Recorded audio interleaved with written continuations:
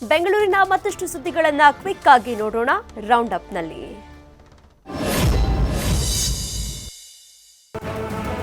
ಸುಬ್ರಹ್ಮಣ್ಯಪುರ ಠಾಣಾ ವ್ಯಾಪ್ತಿಯ ಪ್ರಬುದ್ಧ ಕೊಲೆ ಪ್ರಕರಣದ ಫೈಲ್ ಅನ್ನ ಪೊಲೀಸರು ಸಿಐಡಿಗೆ ಹಸ್ತಾಂತರ ಮಾಡಿದ್ದಾರೆ. ಅಲ್ಲದೆ ತನಿಖಾ ವರದಿಯ ಸಂಪೂರ್ಣ ಮಾಹಿತಿಯನ್ನ ಸುಬ್ರಹ್ಮಣ್ಯಪುರ ಠಾಣಾ ಪೊಲೀಸರು ಸಿಐಡಿಗೆ ನೀಡಿದ್ದಾರೆ. ಇನ್ನು ಪೊಲೀಸರು ಕಲೆ ಹಾಕಿರುವ ಸಾಕ್ಷಿ ಹಾಗೂ ತನಿಖಾ ವರದಿ ಬಗ್ಗೆ ಸಿಐಡಿ ಅಧಿಕಾರಿಗಳು ಪರಿಶೀಲನೆ ನಡೆಸ್ತಾ ಇದ್ದು, ಮತ್ತೆ ಸಾಕ್ಷಿಗಳ ಹೇಳಿಕೆ ದಾಖಲಿಸಿಕೊಂಡು ತನಿಖೆ ನಡೆಸಲು ಸಿದ್ಧತೆ ಮಾಡಿಕೊಂಡಿದ್ದಾರೆ ಅನ್ನೋ ಮಾಹಿತಿ ಲಭ್ಯವಾಗಿದೆ.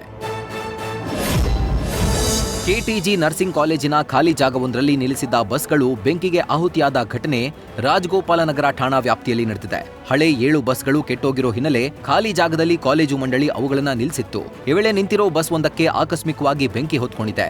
ಬಳಿಕ ಅಲ್ಲಿದ್ದ ಇತರ 6 ಬಸ್ಗಳಿಗೂ ಬೆಂಕಿ ಆವರಿಸಿಕೊಂಡಿದೆ. ಕೂಡಲೇ ಅಗ್ನಿಶಾಮಕ ಸಿಬ್ಬಂದಿ, ಸ್ಥಳೀಯ ಪೊಲೀಸರು ಸ್ಥಳಕ್ಕೆ ಭೇಟಿ ನೀಡಿದ್ದು ಬೆಂಕಿ ನಂದಿಸುವಲ್ಲಿ ಯಶಸ್ವಿಯಾಗಿದ್ದಾರೆ. ರೇಣುಕಾಸ್ವಾಮಿ ಕೊಲೆ ಪ್ರಕರಣದಲ್ಲಿ ಜೈಲು ಸೇರಿರುವ ನಟ ದರ್ಶನ್ ನೋಡಲು ನಟಿ ರಕ್ಷಿತಾ ದಂಪತಿ ಆಗಮಿಸಿದ್ದಾರೆ. ಕಾರ್ನಲ್ಲಿಯೇ ಪರಪ್ಪನ ಅಗ್ರಹಾರದ ಆವರಣಕ್ಕೆ ಎಂಟ್ರಿ ಕೊಟ್ಟಿದ್ದಾರೆ. ಈ ವೇಳೆ ಪ್ರತಿಕ್ರಿಯಿಸಿದ ನಟಿ ರಕ್ಷಿತಾ, 15-20 ದಿನಗಳಿಂದ ಆಗಿರುವುದು ದುರಾದೃಷ್ಟಕರ. ನಮಗೆ ಈ ಪ್ರಕರಣದ ಬಗ್ಗೆ ಬೇಜಾರಿದೆ ಅಂತ ಬೇಸರವನ್ನ ವ್ಯಕ್ತಪಡಿಸಿದ್ದಾರೆ.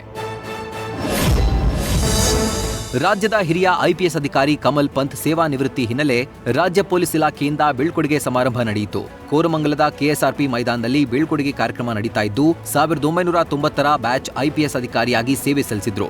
ರಾಜ್ಯದಲ್ಲಿ 34 ವರ್ಷಗಳ ಸುದೀರ್ಘ ಸೇವೆ ಸಲ್ಲಿಸಿದ ಕಮಲ್ ಪಂತ್ ಅವರು ರಾಜ್ಯದ ದಕ್ಷ ಪೊಲೀಸ್ ಅಧಿಕಾರಿಗಳಲ್ಲಿ ಒಬ್ಬರಾಗಿದ್ದಾರೆ. ಪ್ರಭಾಸ್ ನಟನೆಯ ಕಲ್ಕಿ ಚಿತ್ರವನ್ನ ರಾಕಿಂಗ್ ಸ್ಟಾರ್ ಯಶ್ ವೀಕ್ಷಿಸಿದ್ದು ಮೆಚ್ಚಿಕೊಂಡಿದ್ದಾರೆ. ಈ ಬಗ್ಗೆ ಎಕ್ಸ್ನಲ್ಲಿ ಬರೆದುಕೊಂಡಿರುವ ಯಶ್, ಕಲ್ಕಿ ಒಂದು ವಿಜುವಲ್ ಟ್ರೀಟ್ ಎಂದಿದ್ದಾರೆ. ನಿರ್ದೇಶಕ ನಾಗ್ ಅಶ್ವಿನ್ ಅವರ ಕಲ್ಪನೆ ಹಾಗೂ ಪ್ರೆಸೆಂಟೇಷನ್ಗೆ ಶ್ಲಾಘನೆ ವ್ಯಕ್ತಪಡಿಸಿದ್ದಾರೆ. ಪ್ರಭಾಸ್, ಅಮಿತಾಬ್ ಬಚ್ಚನ್, ದೀಪಿಕಾ ಪಡುಕೋಣೆ ಸೇರಿ ಕಲಾವಿದರ ಪರ್ಫಾರ್ಮೆನ್ಸ್ಗೂ ಫುಲ್ ಮಾರ್ಕ್ಸ್ ಕೊಟ್ಟಿದ್ದಾರೆ. ನ್ಯೂಸ್ ಫಸ್ಟ್ ನಿರ್ಭೀತಿಯಿಂದ ನಿಮ್ಮ ಪರವಾಗಿ.